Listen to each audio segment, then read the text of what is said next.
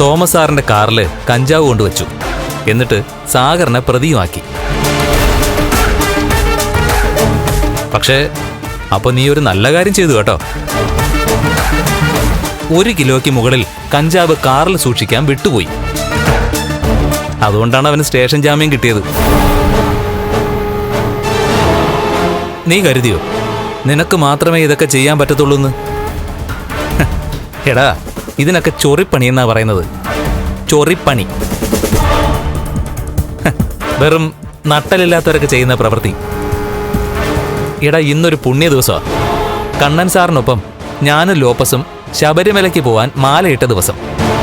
അന്ന് തന്നെ അയ്യപ്പസ്വാമി നിന്നെ ഇവിടെ എത്തിച്ചത് ദുഷ്ടനിഗ്രഹമായിട്ട് കരുതിയാ മതി. എനിക്കറിയടാ നീയാണിതിന്റെ പിന്നിലെന്ന്. വിളിച്ചു കൂടാ, നീ പറ അങ്ങനെ. എന്നാലും നിനക്ക് രക്ഷയൊന്നുമില്ല. സ്റ്റേഷൻ ജാമ്യം പോലും നിനക്ക് കിട്ടാൻ പോകുന്നില്ല. നീ റിമാൻഡിലായി ജയിലിൽ കിടക്കും. മഞ്ജുവിനെയും സാഗറിനെയും നീ ജീവിക്കാൻ സമ്മതിച്ചില്ലെങ്കിൽ പിന്നെ നിന്നെ ജീവിക്കാൻ ഞാനും സമ്മതിക്കില്ല.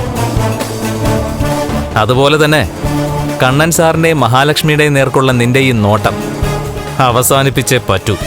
എടാ, ഞാൻ ജയിൽ പുള്ളിയാവാൻ പോവാ. അങ്ങനെയുള്ള ഒരുത്തന് ഇനി എന്തും ചെയ്യാനുള്ള മനക്കരുത്തുണ്ടാവും.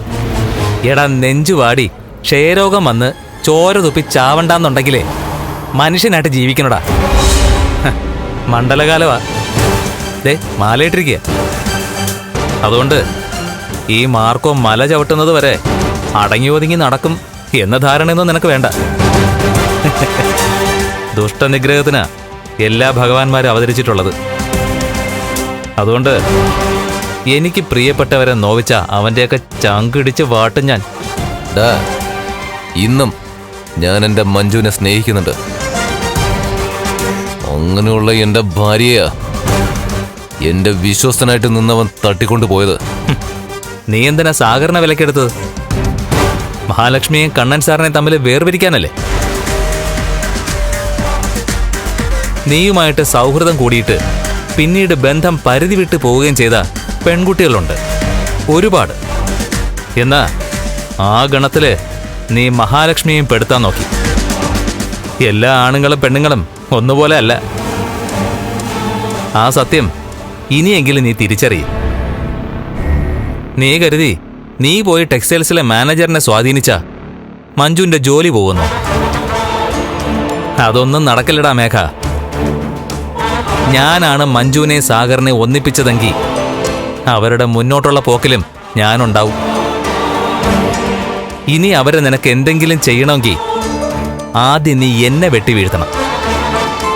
അല്ലാത്തടത്തോളം കാലം അവരെ ഒരു മണ്ണ് നുള്ളിയിടാൻ ഞാൻ സമ്മതിക്കില്ലടാ.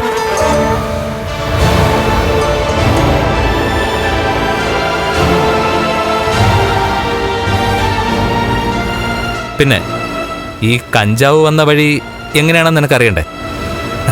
പറഞ്ഞുതരാടാ.